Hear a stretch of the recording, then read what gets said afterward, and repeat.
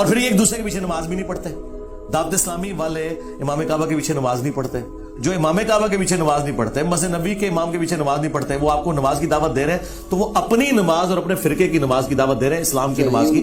ہاں بالکل. ہاں یہ ہم پیچھے کھڑے ہیں, ہم نے کہا پیچھے سے امام کے اللہ اکبر. بھائی جو مصلی پہ کھڑا ہے حضرت وہ بھی تو دیکھو نا, یہ کس امام کے پیچھے ہے؟ آیا کہ یزید کو امام کہنے والا ہے یا حسین کو امام کہنے والا ہے؟ کیا کہنے, ذرا اس بات کو سمجھو نا. حالانکہ جب حضرت امام حسین کو ہم امام کہتے ہیں تو ہم بیچ میں صحابہ کرام علیہم رضوان کا لحاظ بھی رکھتے ہیں, یہ یاد رکھ لیجئے. لیکن میں نے ایک اشارہ دیا ہے. آقا کریم علیہ السلام نے ارشاد فرمایا ان اللہ اختارنی واختار لی اصحابی واختار لی منہم اربعہ. فرمایا اللہ نے سب سے پہلے میرا انتخاب فرمایا, میرے بعد میرے صحابہ کا انتخاب فرمایا, پھر میرے لیے ان میں سے 4 کو چنا. حق 4 یار بھی آ گئے, ٹھیک ہے. پھر اس کے بعد فرمایا اس کے مختلف پہلو آگے ہیں, مختلف الفاظ و طرق و سند, یہ روایت ہے. لیکن ایک روایت یہ بھی ہے, فرمایا ان قریب ایک قوم آئے گی ینتقصونہم ویسبون اصحابی, جو میرے صحابہ کرام میں سے نقص نکالے گی, عیب نکالے گی اور گالیاں دے گی. فرمایا جب یہ آئے تو حضور ہم نے کیا کرنا ہے؟ فرمایا لا تواکلوہم ولا تشاربوہم ولا تسلموا علیہم ولا تسلوا معہم ولا تناکحوہم او کما قال علیہ السلام. میرے آقا کریم علیہ السلام نے فرمایا نہ ان کو سلام کہنا ہے, نہ جواب دینا ہے, نہ رشتہ دینا ہے, نہ لینا ہے, نہ روٹی پکا کے ڈالنی ہے, نہ ان کے ساتھ کھانی ہے. اور میرے نبی کریم علیہ السلام نے فرمایا مر جائیں تو جنازہ نہیں پڑھنا, ان کے ساتھ نماز نہیں پڑھنی, سمجھ آ رہی, ان کے ساتھ نکاح نہیں کرنا. تو میں نے کہا یہ ہمیں چورن مت بیچو, ہم نے حضور کی حدیث پڑھی ہوئی ہے. اگر کوئی چاہتا ہے کہ ہمارے سامنے کھڑا ہو کر ہمارا امام بنے, امام بننے سے پہلے بندہ بن کے مجھے یہ بھی بتائے تیرا نبی کے بارے میں کیا عقیدہ ہے, تیرا صحابہ کے بارے میں کیا عقیدہ ہے, تیرا افضلیت صدیق اکبر بکار بارے میں کیا عقیدہ ہے, تو کل صحابہ کو جنتی مانتا ہے یا نہیں مانتا, تو نبی پاک کی اہل بیت کے بارے میں کیا کہتا ہے, یہ سارے عقیدے مجھے بتا دے, میں تیرے پیچھے کھڑا ہو کر نماز پڑھ لوں گا. کیا کہنے, کیا کہنے. ویسے یہ جو نمازوں کا شوق ہے نا, میں صرف اتنی بات بتا دوں بھائی جان, یہ ترمذی شریف میں روایت موجود ہے. ایسی روایات جب آتی ہیں تو پھر بیٹھ جاتے ہیں کیڑے مکوڑے, یتیم العلم یزید الفکر, وہ بیٹھ کے کہتے ہیں کہ نہیں یہ یوں نہیں, یہ یوں نہیں, یہ ٹھیک نہیں. میں نے کہا حضرت جب آپ کی اصل ہی ٹھیک نہیں تو آپ کو یہ بات کیسے سمجھ آئے گی؟ نبی پاک علیہ السلام تشریف فرما ہے, ایک شخص آ گیا, اس نے کہا حضور فلاں شخص فوت ہو گیا, جنازہ پڑھانا. فرمایا ہم نے نہیں پڑھانا اس کا, حالانکہ مشکاہ شریف پڑھ لو, حضور نے فرمایا جب کوئی فوت ہو جائے مجھے بتا کرو, جنازے میں پڑھاؤں گا. جی آپ اس بات کا اظہار فرمایا کرتے تھے کہ جنازہ میں نے پڑھانا, میں نے مفہوماً و مختصراً بات سنائی ہے. اس کا جنازہ کیوں نہیں پڑھا؟ جب سوال پوچھا گیا تو آقا کریم علیہ السلام نے فرمایا انہ کان یبغض عثمان ابن عفان, یہ میرے عثمان سے بغض رکھتا ہے.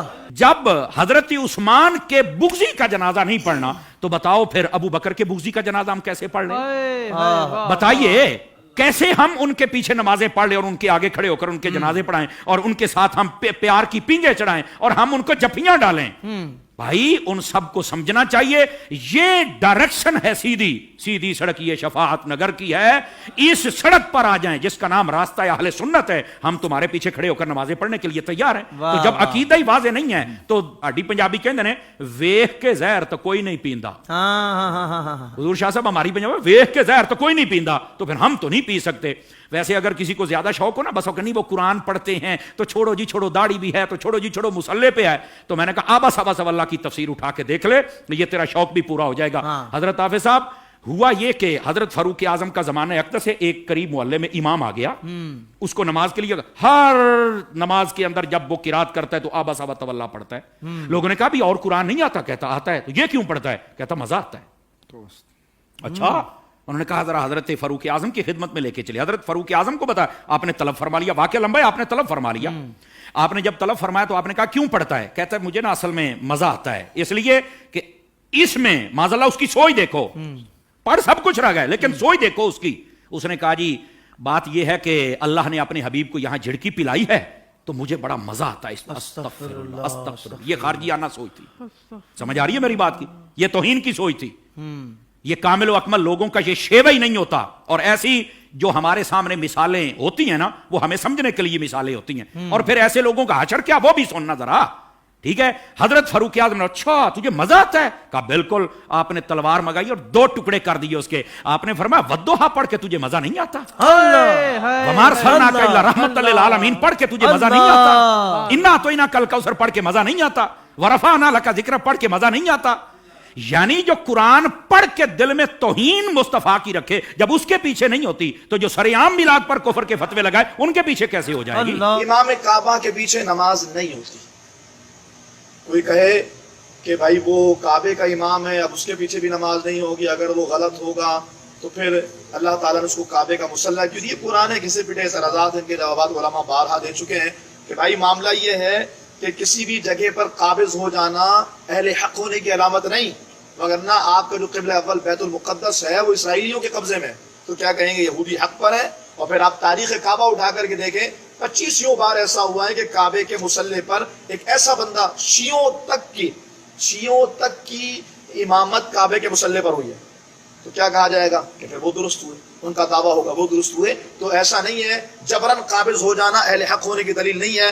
360 بت کعبے میں رکھے رہے 550 جب وہ بت حق پر تھے جو اللہ نے کعبے میں ان کو رہنے دیا, تو یہ فضول کی بات ہے کہ جی اگر وہ غلط ہوتے تو اللہ انہیں رہنے کیسے دیتا اور وہ رہتے کیسے. پھر ہم کہیں کشمیر میں جو بھارتی قابض ہیں اگر وہ غلط ہوتے تو قابض ہوتے ہی کیوں, یہ عجیب سی بات ہے. ہاں اب یہ سوال کہ نماز کیوں نہیں ہوتی, تو بھائی اس کے لیے امام کا جو عقیدہ ہے وہ درست ہونا ضروری ہے.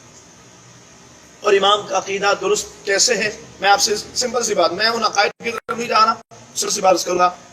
آپ کے کسی عزیز کی کسی رشتہ دار کی قبر ہے اور اس رشتہ دار کی قبر کو برابر کر دیا کسی بندے نے, مسمار کر دیا, اس کے پیچھے نماز پڑھیں گے. جنت البقیع میں 10,000 صحابہ کرام کی قبروں پر بلڈوزر چلا دیا گیا, پھر بھی ہم کہیں کہ یہ وہاں پر ہے.